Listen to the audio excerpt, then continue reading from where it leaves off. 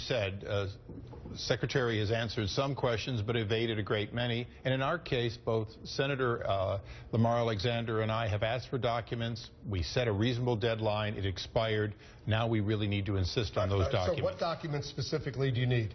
Well, we've had contractors give us proof that, in fact, briefings were made in a timely fashion that showed, and some of them have been aired, showed that, in fact, they weren't ready, and they knew they weren't ready. Today, Jay Carney said the president was shown this website ahead of time as though it was ready.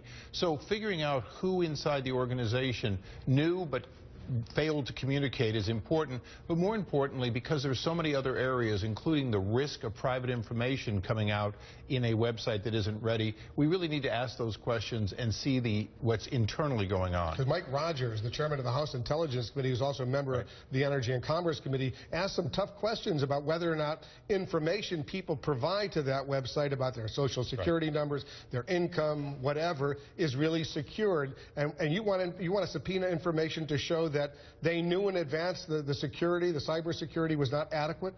Well, exactly. We need to know who knew and why they should still be on the job. But, you know, Wolf, there's even more complex information. Do you realize that tax ID information is in there, voter information is in there? This is a very important link to a lot of private information.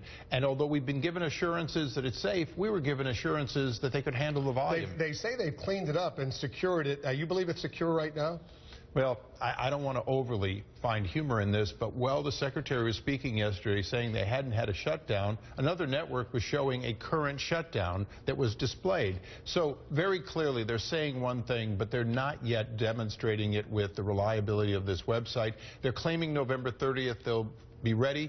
We want to help make sure they will. And then we want to make sure this doesn't happen again. You know, the process here of delivering very expensive IT, $600 million, shows that government doesn't really get it right. Even when they employ good contractors, they seem to find a way not to use best practices. Here's a statement that the Department of Health and Human Services issued regarding your subpoena request. They say they're cooperating. Since October 10th, the committee has made 5 separate requests for a wide range of documents. Their timeline was not feasible given the vast scope of their requests. We are disappointed that the committee believes a subpoena was necessary. However, it does not change our intent to continue to cooperate with them to produce documents as expeditiously as we are able to do. So they say they're doing their best. Well, they say they're able to take a failed site that they had 3.5 years to produce, and they're going to get it fixed by November 30th, basically 30 days. In our case, Senator Lamar Alexander is a very patient man, and he's a very moderate senator. He has lost his patience. I've lost my patience.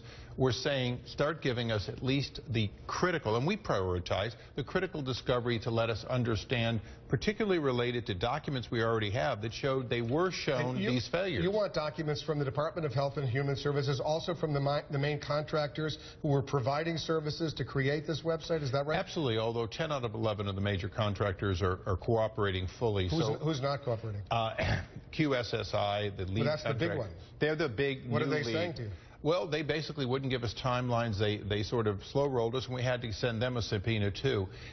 The challenge here, quite frankly, though, is the tip of the iceberg is the website. But safety, security, reliability of the information at a time when people are being ordered on penalty of tax to do things, we need to make sure happen. You know the argument that's made against you. You really don't want to fix Obamacare. You want to destroy Obamacare, and you're just doing this for political purposes. Well, and I know that often is the case, but in 2009, in 2011, and again this year, I authored bipartisan legislation to open up the federal employees' health care system to all Americans as an exchange. I've said that, in fact, the problem of health care being affordable is real. I'd like to attack it. I'd like to work on it. And not everything in Obamacare is bad, but right now a lot of things aren't working, and we have an obligation under the law to get it working at least as the law intended. While you're here, very quickly, we don't have a lot of time, Ben